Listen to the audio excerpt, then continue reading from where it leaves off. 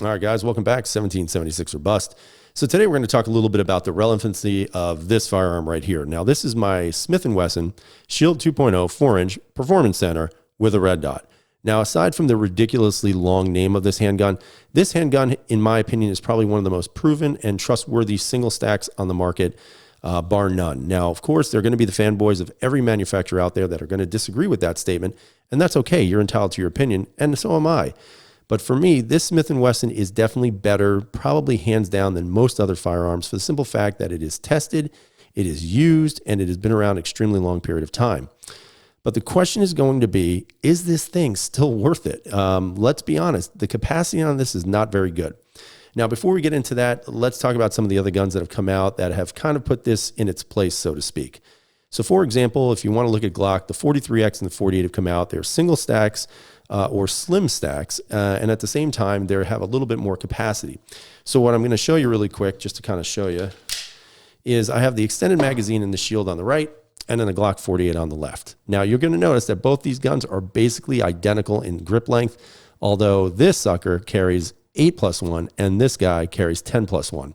So again, does that really mean anything? That's up to you to decide, because at the end of the day, you have to choose if 8+1 is valuable versus 10+1, and then go from there. Now, of course, you got your SIGs, you've got your Hellcats that go from 12 to 15 to 10. So it's got all these options out there with really small guns that are really concealable. Now, I know there's a lot of people out there that are really in favor of the SIG P365. It's not a bad gun. It's actually pretty good. But at the same time, there's something that always brings me back to a Shield, because the Shield to me also feels really good in the hand. And I think it offers a lot of things that some of these other guns don't. And the biggest factor being the time. There's been a lot of time spent behind the triggers of Shields by a lot of different people. Probably millions of people have owned a Shield. And in doing so, this thing has been pretty much, I don't want to say flawless, but pretty close to being flawless. There have not been a lot of manufacturing defects on this, not a lot of recalls. As far as I know, I don't think there's been any. I think there may have been one with the safety models, but that's it. If you guys know, let me know in the comments. But at the same time, there has not been much of a blemish on the record of the Shield.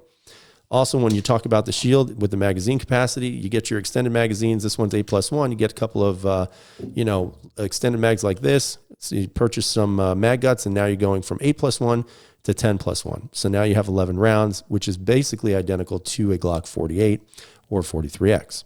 The one thing that I have to say that I think the Shield has an advantage over the others is the ability to change the size of the grip. Now, most people will say when they want to carry a gun, they do not want to be printing and they don't want to show a lot on this handgun. The beauty of the Shield is that you can reduce the size of your grip and also have a good purchase on the handgun because it's not too small. With just getting a basic base plate like that, you just get a little bit of a shelf for your pinky and you're good to go. This gun also has, or should say, the magazine has mag guts in it as well. So now this goes from 7+1 to 8+1. Again, not necessarily mag capacity friendly, but at the same time, it does give you a little added something. Not to mention, if you carry with this magazine and you get 2 of these for your backups and have mag guts in them, you're really talking about 10, 20, and then an additional 8+1. So you're looking at really 29 rounds, which is pretty good capacity when it comes to carrying a firearm. Overall, it's kind of an interesting handgun. I think that the Shield still has a place. I'm not sure where it is anymore because based on the pandemic and all the prices of firearms going up, the Shield is kind of getting to that point where it is a good firearm, but is now becoming so priced out against these other competitors that have more capacity that most people may say, why go with the Shield when you can get 3, 4, or even 5 rounds more than what you can find on the Shield? Ultimately, that's going to be up to you to decide which way you go. However, there are some bonuses and little perks to owning this firearm. For example, we can talk about that in the next video, which is going to be basically the tabletop of this one. And I'll kind of talk a little bit about why I think this gun is really well made compared to some of the optic ready models or optic capable models. I think the Smith did a great job on this because I think Smith does a really good job on their firearms. So what I want from all of you is leave those comments down below. You tell me if you think this Shield is still relevant compared to some of the other slim market guns on there right now.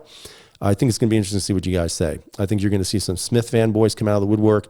I think you're going to see some SIG fanboys and, of course, some Glock fanboys that are going to say nope. And you may even see other manufacturers that have single stacks.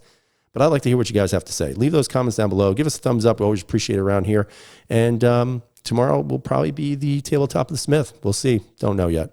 Hope you guys have a great day. Stay safe. And as always, freedom is never free.